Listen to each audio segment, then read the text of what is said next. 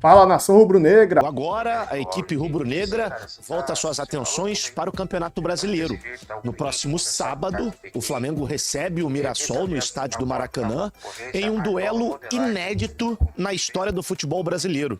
Essas duas equipes jamais se enfrentaram e será a primeira vez que o Mirassol vai atuar no estádio do Maracanã.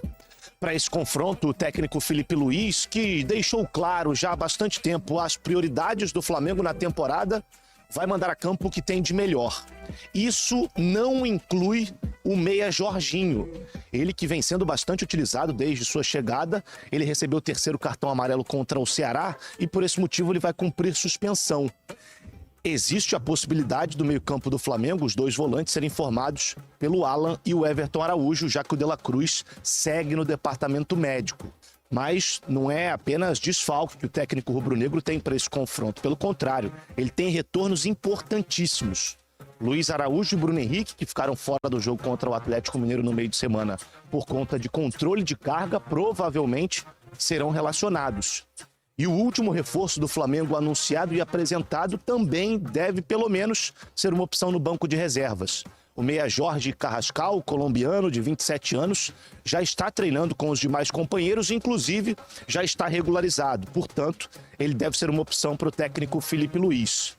No mais, o time do Flamengo não deve ser muito diferente do que vem atuando nessas últimas partidas. Uma dúvida fica em cima do zagueiro Léo Pereira. Ele que na reta final do jogo contra o Atlético Mineiro sofreu um pisão no tornozelo do Hulk e saiu com o tornozelo inchado. Inclusive, ele sequer bateu uma das penalidades que definiu a eliminação do Flamengo nessa competição. Caso ele não atue, Felipe Luiz vai ter que usar a base. O Cleiton provavelmente vai ser o seu substituto porque o Danilo ainda está lesionado. Expectativa de casa cheia no Maracanã, mais de 45 mil rubro-negros são esperados para, quem sabe, o Flamengo dar uma resposta à sua torcida, voltar a vencer na temporada e se manter na liderança do Brasileirão. Daqui a pouco eu vou... Isso, se passasse para o Atlético também fosse eliminado adiante, não ganhasse nada, também dava pena. Não se trata de, como dizem os babacas, de glamorização de derrota, nada disso, é encarar as coisas como elas são. O Flamengo mudou 6 jogadores do jogo de quinta-feira contra o Atlético no Maracanã para o jogo contra o Ceará e mais 5 no jogo do Atlético para a partida de volta em Belo Horizonte. Ou seja, girou muito o elenco. Cebolinha foi titular, jogou bem, fez gol. Ele mudou bastante o time. O Flamengo poderia ter feito o placar de que precisava no primeiro tempo. O Pedro perdeu um gol bizarro. O Flamengo foi eliminado por conta de um erro causado por soberba. Falamos sobre isso semana passada, que gerou o gol do Atlético no Maracanã. Então, cometeu erros no conjunto dos jogos, por isso mereceu ser eliminado, mas jogou uma partida boa, no primeiro tempo especialmente. O segundo foi um jogo mais, não foi ruim do Flamengo, mas o Atlético melhora, né? Sai daquela retranca, aí o jogo fica mais agradável, fica mais franco, os dois times têm boas oportunidades, mas fez um bom jogo, foi um bom sinal. Fez um bom jogo, ele usou bem o elenco, tem gente voltando, então abre uma perspectiva interessante. Agora, o que muda? Eu acho que é isso que o torcedor tem que entender. Bem, essa eliminação tem um copo meio vazio da eliminação. Ninguém quer ser eliminado de nada. O ideal seria avançar e continuar priorizando o brasileiro em relação à Copa do Brasil, né? Colocando o time mais forte possível sempre na Série A. Como foi eliminado, qual o cenário agora? São 6 datas que vai ter jogo de Copa do Brasil que o Flamengo não vai jogar. Palmeiras também não, né?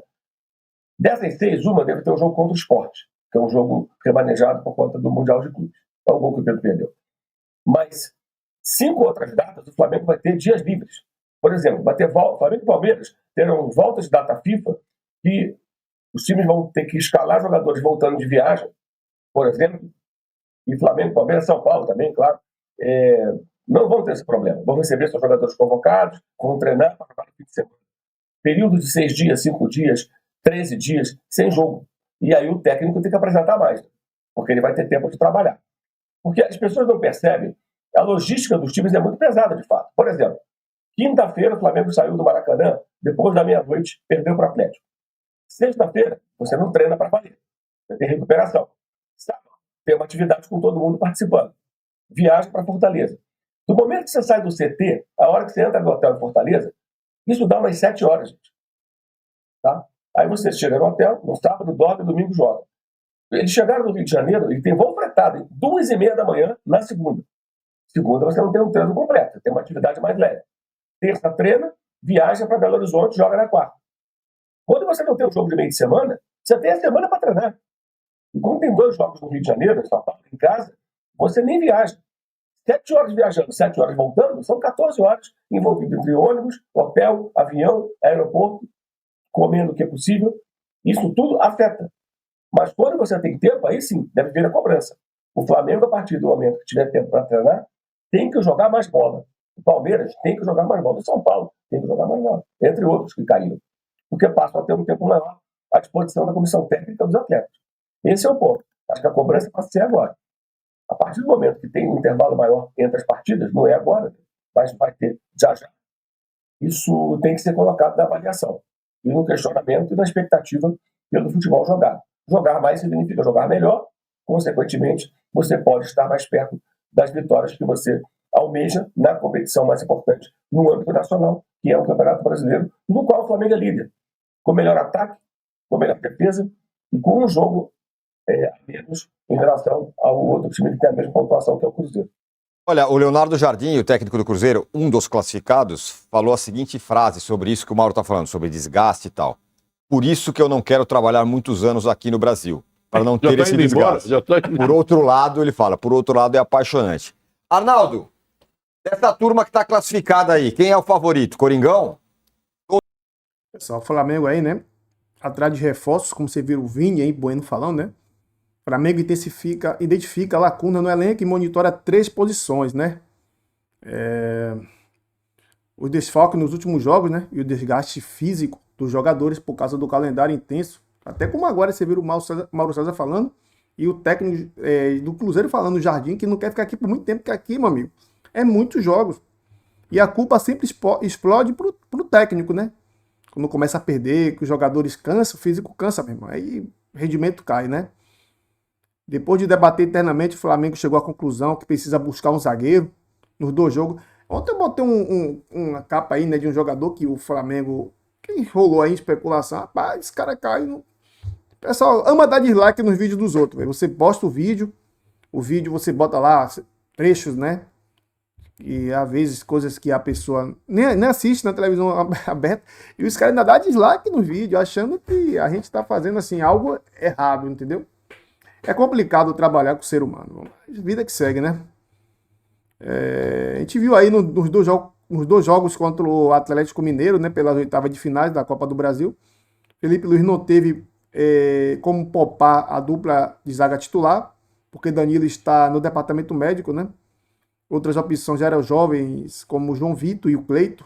O Cleito, inevitavelmente, né, vai deixar o Flamengo no fim do ano, quando acaba seu contrato, mas existe chances de antecipar esta saída, porque o staff do zagueiro tem conversado com alguns clubes, né, em busca de possibilidades para uma transferência nesta janela, né. O Cleito. O Flamengo, então, busca o zagueiro canhoto, né. Cleito e Léo Pereira são os únicos do elenco, que joga pelo lado esquerdo da zaga. O clube quer aumentar a concorrência no setor, né, assim como quer fazer no gol, né? Com o Matheus Cunha, né? Acordado com o Cruzeiro para a temporada 2026. O Flamengo se movimenta para buscar um reserva para Rossi e já iniciou contatos por goleiros, né? A última lacuna é no ataque, né? A diretoria, a pedido da comissão técnica, procura um centroavante com características diferentes de Pedro, um jogador mais de mobilidade, né? Lucas Beltrán da Fiorentina e Tati Castellano da Lazio estiveram no radar do Flamengo, né? Mas as negociações com clubes italianos não avançaram. O Flamengo admite investir mais ou menos 15 milhões de euros, pessoal. 95 milhões nessa janela. Até o momento o clube já gastou 43 milhões de euros, né? Na contratação de Emerson Royal, Carrascal, Samuelino, Saúl, né? Chegou sem custo. O Flá desembolsou luva de comissões para atrair o mês espanhol, né? A saída de Gerson também para o Zenit da Rússia, o Wesley para a Roma, né? Permitiram o clube esticar a corda por mais investimento. Transações chegaram a 50 milhões de euros. Então ele ganhou 43 e gastou 50. Economizou 7 milhões, né? E ainda há chance de arrecadar mais, né? Pode vir aí, né? Jogadores como Matheus Gonçalves, Michael, deve deixar o Flamengo, né? Nessa janela. Então já está começando já, né? Fazer uma limpa, né? Enxugando elenco. E vendo o que vai dar aí, né, pessoal? Vamos ver no que é que vai acontecer, beleza? Estamos juntos, até o próximo vídeo, se cuide. Beijo no coração. E, pessoal, para de dar dislike no vídeo. Eu não tô aqui postando mentira, eu tô postando o que eu vejo aqui no Globo Esporte. Eu sei que isso é chato, eu tô pedindo isso. Entendeu? Mas não dá dislike não, porque não tô postando mentira. Não estou aqui enganando ninguém. O que tá na capa tá no vídeo, beleza? Espero que vocês... Quem quiser continuar dando dislike, quem não gosta, quer ver... Nem torcedor do Flamengo, às vezes é torcedor de outros times que tá dando dislike. Paciência, a vida que segue. Mas estou aqui com seriedade e responsabilidade trazendo informações verdadeiras, beleza? Tamo junto e até o próximo vídeo.